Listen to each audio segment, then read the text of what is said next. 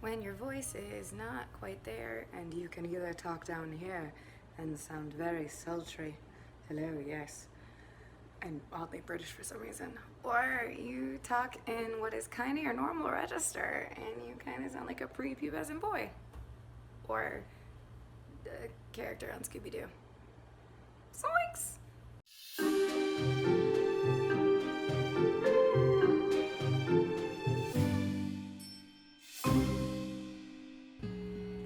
Hello, Kindred. So, as you can tell, I'm a little sick right now, and we're getting over that. It's a lot of fun. But my face is getting real white, even more white than normal. White balance. One of my biggest pet peeves is having my time wasted.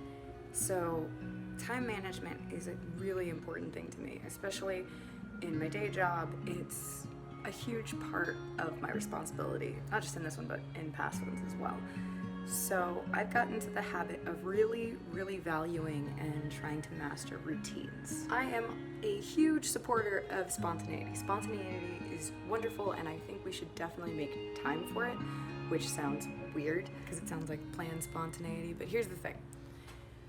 If you get down the things you have to do to a routine where it's like systematic, you have more time to do the things that you didn't know you wanted to do, or things you decided to do on a whim. For instance, my get ready routine, I have about 3 different versions. The full one takes about 45 minutes to an hour and 45 minutes, depending if I have to shower, dry my hair. There's a multitude of things that go in it. And then the shortest one takes about 15, if I'm actually gonna like get ready properly rather than just run out the door unshowered and like a big old mess. Which is also a thing I can do, but I just don't like to do it because, especially if I haven't washed my face, I just feel icky and grungy. The way I went about this, and I know it's gonna seem really producery and nerdy, but I highly recommend giving it a shot if you can. I would time these on a day where you don't have anything to do. Like if you can find a day, like block out a day to get all your timing and preparation done. It's like meal prep, but it's time prep. And I timed out on average like how long each thing took. I had a little spreadsheet, used a little Google Docs, and I was like, all right, so my shower, if I am washing my hair with shampoo, because I don't do that every day, sometimes it's a co-wash, sometimes it's a little vinegar mixture, it helps not dry out the hair too much. I've got a bunch of different things, but essentially if I'm shampooing the hair, if I'm conditioning the hair, if I'm shaving my legs that day, etc., all of these things take time. So I went and I timed it and I put it in my little spreadsheet, and then drying the hair.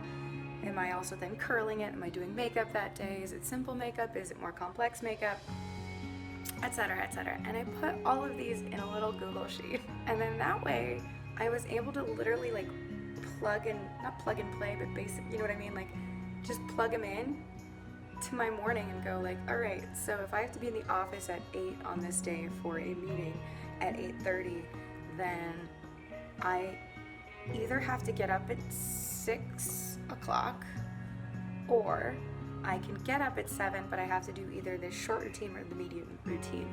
And this has been weirdly life-changing for me. However, my morning routine just changed because I am now doing the 10-step Korean skincare. I have what is called keratosis.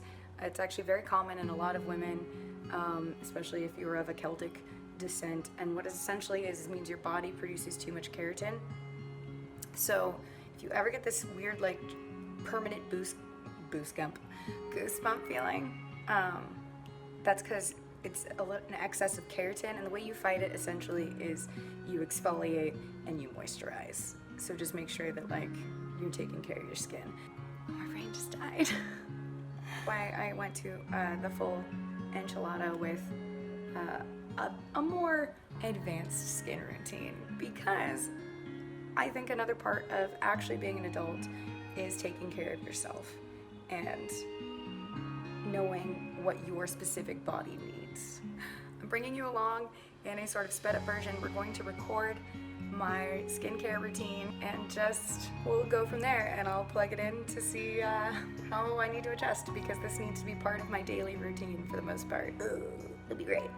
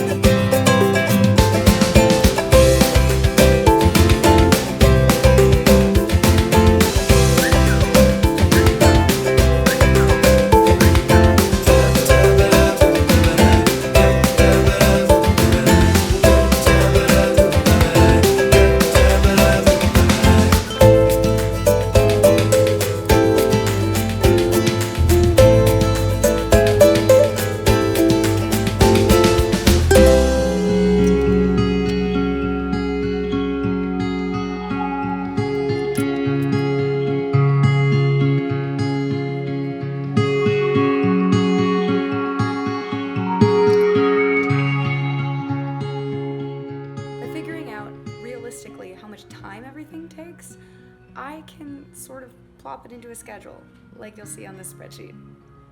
And that way I can sort of make a rough idea of what a daily routine can be. And the best part is you can have different variants of this routine. You can have one where it's slightly modified depending on what you're doing that day. Maybe you go to the gym every other day. Maybe you work from home certain days so that you have a bit more time in the morning. I know it seems very producery and project managery, but hey, that's my day job, so there you go. But it's a huge lifesaver, and it helps so much. You manage your time so much better, and it becomes so routine that you don't have to look at that clock anymore. You're just like, okay, what do I have time for? This. Boom. And once you have all the essentials of taking care of yourself in a routine manner that you don't have to think about it, you can just go do, because it becomes sort of second nature and muscle memory, you suddenly have so much more time to do the things you really want to do, that are fun, that you love. And that, my friends, is what adulting is really about. Thank you so much for watching. Please like, share, and subscribe with all your friends, especially those who maybe end up late to everything. Keep on the windy side of care, kindred, and until next time, stay curious.